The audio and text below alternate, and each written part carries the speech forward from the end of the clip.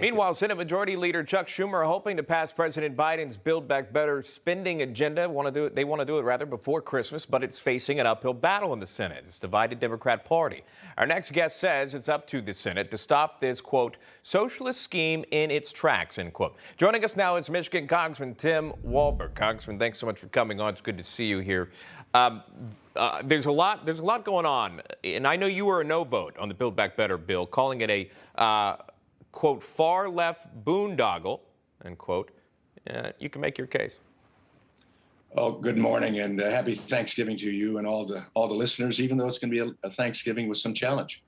It was a boondoggle. It was sold as something that would build back America better, build back better, when in fact it is building back America broke. It adds to the inflationary problems that are out there. When you take uncontrolled government spending and continue to add on to it, to the tune, this at the very least, CBO said it increased our deficit by $367 billion. So it wasn't paid for as the president said it would be paid for. It added debt and deficit, and over the course of the 10 years, up to $3 trillion added debt to our already almost $29 trillion indebtedness. So it is a boondoggle. It's perceived by some people who would believe the party line from the president and Speaker Pelosi and AOC that this is going to provide them incentives for a better America, when in fact it moves us to a socialist setting that has never worked any place in the world. And that's why I voted against it. It was a bipartisan no vote. We did have a Democrat who stood up proudly and strongly and said no to it, along with the Republican colleagues.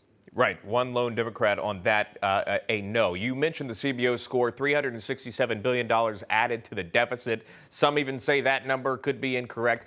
President Obama's former economic analyst, Stephen Ratner, is also sounding the alarm on this massive spending agenda. Here's that. It's very hard to see that it doesn't add to the deficit. So you have a modest increase in inflation. I don't want to overstate that, but a substantial increase in fiscal responsibility. We're setting the stage essentially for trillions of dollars of more government deficit and debt. Talks about increasing inflation as well as adding to the deficit when Americans are already paying so much there at the fuel pumps, their stores, rent prices, et cetera. Your thoughts? I mean, the president could have done nothing on January 20th, and to this very point, just let things remain as they were, status quo.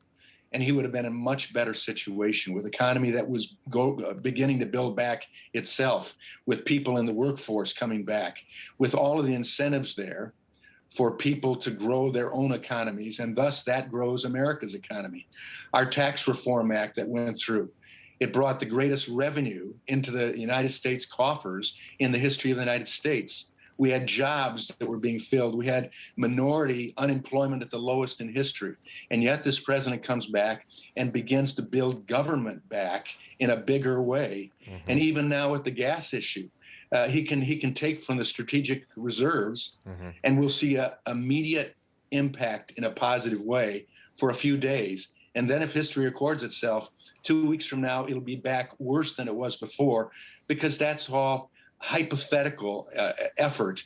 It's not built upon the basis of sound reasoning. And so you can throw all sorts of money. But even Bernie Sanders, as he looks at the bill passed from the House, says it has to be changed. This tax benefit we're giving to the wealthy, the millionaires and billionaires who have high taxes in high tax states, and we're going to give them a state and local tax deduction to benefit them. This is wrong, according to Bernie, and I agree with him on this point. So hopefully the Senate will wake up to the fact that America doesn't want this. All the polls are saying that. The president's approval rating is going down to 36%. I think that says something, that you're going the wrong direction. Turn around, go back to the ideals that makes America great and will continue to make America great, and build upon our successes and tell OPEC, we don't need your fuel. We have it here.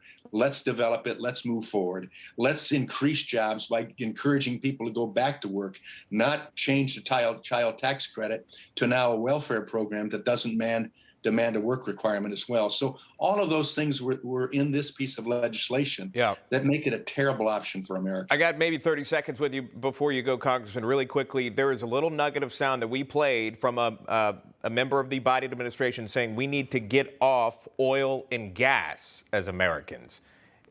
React to that. The question is why? If we can, we will do it. If we need to, we will do it. But right now, we need oil. We need gas. We are the Saudi Arabia of natural gas. And this winter, my farmers are going to have a real problem heating their homes, but more importantly right now, drying their crops, their soybeans and corn, with propane and natural gas that's gone up exorbitantly. That impacts everybody in America. An inflation tax hits everyone, and we are suffering as a result of that. So yes, if we can get off of oil and gas in the future and we find a better way, I'm all for it. But let's not do it at the expense of America right now, its living standards, its ability, in fact, to feed the world as well. Yeah, it's a tricky subject, right? Because even if you talk about getting off oil and gas, you're talking about careers lost, thousands of people without jobs, and there's a lot to discuss. I'm out of time, Congressman. I apologize about that. Congressman Tim Walberg, thank you so much. Good to see you, and happy Thanksgiving. To you as well. Hey, I'm Rob Finnerty. Thanks for watching. If you enjoyed this video, please join the conversation in the comments below. Don't forget to subscribe, too. Hit the bell icon to be alerted to breaking news. And remember, there's a whole lot more on Newsmax TV, America's fastest growing cable news network. Newsmax TV, we're real news for real people.